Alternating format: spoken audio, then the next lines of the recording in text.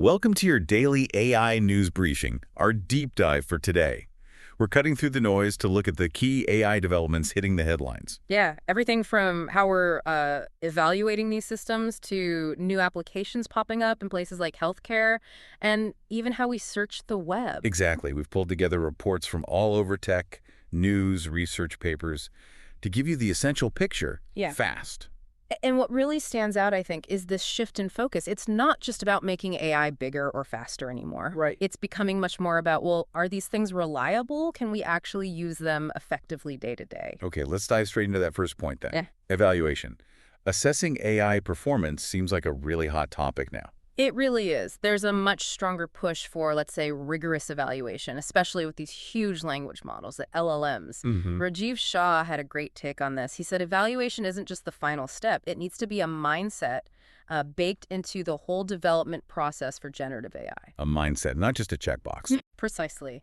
He used this analogy, Gen AI is dragon. These models are incredibly powerful, kind of wild, and proper evaluation is how we learn to actually steer the dragon, to control it. So it's more like ongoing training for us and the AI. Yeah, you could put it that way. Shaw emphasizes needing to get comfortable with the gray areas, results that aren't perfectly black and white. Right, the nuances. Exactly. And understanding the tech underneath is key to figuring out why it might go off track. Plus, the metrics you choose are critical. They basically tell the model what to aim for. Like if you just measure grammar, you might miss whether it's actually true. Spot on. Optimizing purely for something like a BLEU score might give you nice-sounding text, but maybe it's nonsense. Focusing instead on, say, groundedness, is it based on facts?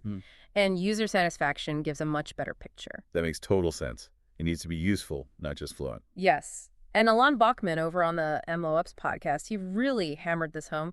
Making AI reliable is maybe the major challenge right now. It demands constant empirical testing, benchmarks that actually evolve as the AI does. And I heard talk about using LLMs as judges. How does that work? Yeah, that came up in the MLOps discussion too. It's this idea of using one AI to evaluate another, basically measuring how well its judgments line up with what human evaluators think. Wow, that's kind of meta. Using AI to check AI. It is. Raises some tricky questions about bias, for sure, but could also speed things up massively.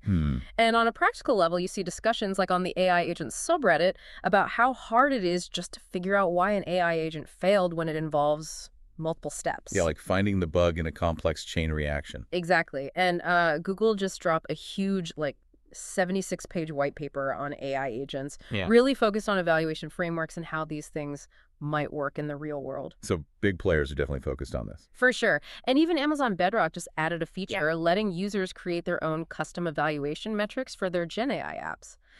Okay, that really paints a picture of evaluation becoming central. Let's shift gears to applications.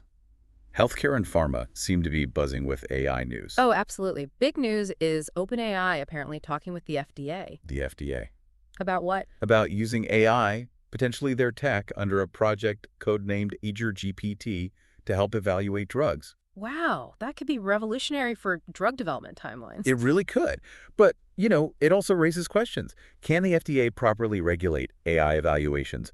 What about biases baked into the algorithms? Serious points. And speaking of data, that story about the Foresight AI model trained on 57 million NHS records, that caused a stir, didn't it? Understandably so. It highlights this constant tension, right? Using massive data sets could lead to huge medical breakthroughs, but patient privacy and transparency about data use are absolutely critical. It's a tough balance. Definitely. On the investment side, though, Carta Healthcare got over $18 million to expand its AI clinical data platform, so money's still flowing in.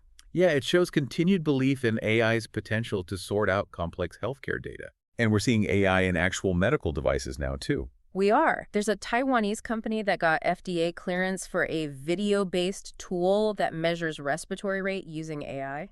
Interesting. So moving beyond data analysis into actual diagnostics. Exactly. And Takeda Pharmaceutical is apparently using AI to streamline things like admin and regulatory paperwork for their clinical trials. Makes the process more efficient. Right. Plus, in research, you've got IIT Delhi developing AgeXtend, an AI platform looking for molecules for healthy aging. Fascinating. And In Silico Medicine is pushing ahead with AI-driven drug discovery. They have an AI-designed drug, rentosutib, actually regularly in clinical trials now. So it's moving from theory to actual potential treatments. It is. And even things like AI-powered biological age clocks are getting better, aiming for more personalized wellness advice. Okay, let's switch to the internet. Big news about Apple potentially shaking up search in Safari. Huge news. Eddie Q basically confirmed they're looking at integrating AI search engines, maybe from OpenAI, maybe Perplexity, Anthropic. And Safari search has dropped recently. Yeah, reports said search has dipped in April, right around the time this talk heated up. It suggests maybe users are already looking elsewhere, or Apple sees the writing on the wall. And Google's stock reacted. Took a hit, yeah. The market clearly sees this as a serious potential challenge to Google's dominance in search. So the idea is AI becomes the new search. More conversational, maybe. That's the thinking. Instead of just getting links, you get direct answers, summaries, maybe generated content. It's a different paradigm. And research is pushing this too. WebThinker. Right. A new paper on an AI agent called WebThinker that can basically do autonomous research online and write reports gives you a taste of where this could go. Which leads us nicely into AI agents themselves. That term is everywhere, but what does it really mean right now? Yeah, it's tricky. There's no single definition, and there's definitely some marketing hype. But the core idea is AI that can take actions, perform tasks, not just generate text or images. Microsoft is getting involved, supporting Google's A2A or agent-to-agent standard in Azure and Copilot Studio. That suggests they want agents to be able to talk to each other. Interoperability. Makes sense. And Microsoft also announced AI agents that can actually change Windows settings for you. Whoa, okay. Yeah. That's a deeper level of integration. Definitely. And people are exploring uses everywhere, automating IT tasks, helping create content. IBM thinks we'll see over 1 billion new apps built using generative AI with a big focus on these agentic capabilities. Is open source playing part in agents? Big time. There are open source models and agents being developed specifically for coding, like Kevin 32B. Some folks think they could even outperform the big proprietary ones soon. Interesting. And technically, there's a lot of work going into figuring out how to manage complex agent workflows, keeping track of what the agent knows and needs to do next. That's a challenge. And this vibe coding sounds different. Yeah. It's kind of exploring using AI as more of a creative partner in coding, less deterministic, more intuitive. Right. Still early days, but interesting. Right. But with agents taking actions, deciding how much autonomy they should have must be a key question. Oh, absolutely crucial. You have to balance the potential benefits against the risks, consider the complexity of the task, and what the regulations allow. It's a major ongoing discussion. Okay, let's quickly touch on some other sectors' industrial commercial uses. Sure. In robotics, FordX showcased its latest autonomous mobile robots, AMRs, used in warehouses and manufacturing.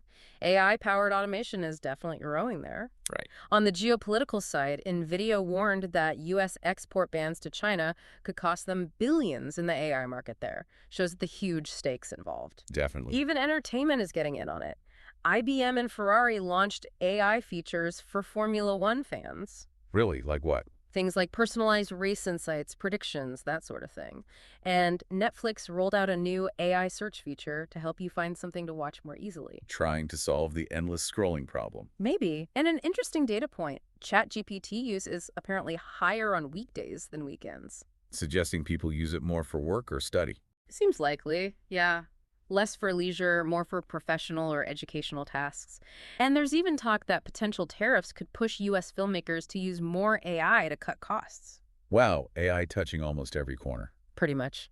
Okay, so wrapping up our news dive for today, what are the main threads we should pull from all this? Well, I think there are a few key things. First, AI capabilities are advancing incredibly fast, that's clear. But second, there's this huge growing focus on making sure these powerful systems are actually reliable and safe. Evaluation is becoming central. Right, the dragon taming. Exactly. Third, we're seeing AI spread into practically every industry: healthcare, search, manufacturing, entertainment. It's becoming pervasive. And finally, all the major players are constantly adjusting their strategies. It's a really dynamic field right now. So for you listening, staying plugged into these shifts and thinking critically about what they mean is, well, more important than ever. Absolutely. Understanding where AI is going and how it's being applied is going to be key for navigating, well, pretty much everything in the near future. Thanks for joining us for this deep dive into today's AI news. We've hit on evaluation, healthcare breakthroughs, the changing face of search, the rise of agents, and industrial applications. It's clear things are moving at lightning speed. They really are. So here's something for you to chew on. As AI weaves itself deeper into the fabric of our daily lives, which area do you think will see the most profound change in the next, say, 12 months? Think about that. Keep asking questions, stay curious, and keep exploring this incredible world of AI.